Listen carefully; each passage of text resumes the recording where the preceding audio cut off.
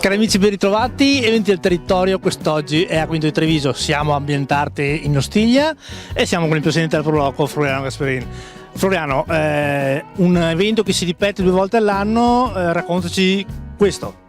Buongiorno a tutti, sì, Ambientarti in Ostiglia è un evento un po' particolare perché, come ha detto l'amico Luigi, lo facciamo 2 volte all'anno, a maggio a Santa Cristina vicino a Losi Cervara e qua ad ottobre vicino le ex Vaserie Trevigiane, sempre in una porzione di prato curata da un cittadino quintino, e noi valorizziamo questo prato di circa 5.000 metri quadri con delle attività molto semplici e basate sulla manualità che serve soprattutto ai nostri ragazzi, perché è stata persa da tempo con tutti gli strumenti multimediali moderni che non offrono più questa peculiarità dei nostri genitori e nostri nonni.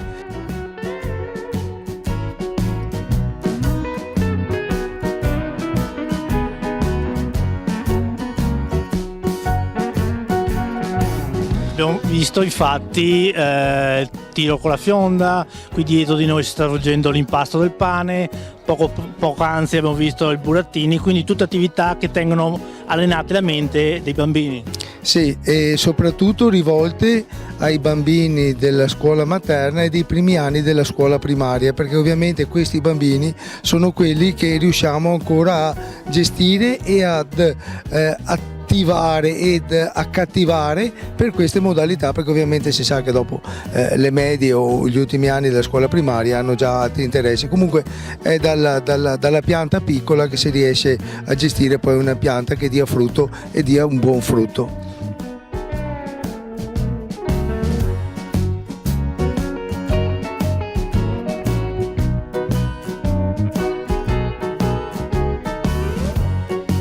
E sicuramente con attività come queste il lavoro è facilitato. Floriano, un'ultima cosa, sappiamo che mancano 2 eventi alla fine dell'anno per la Proloco, quali sono?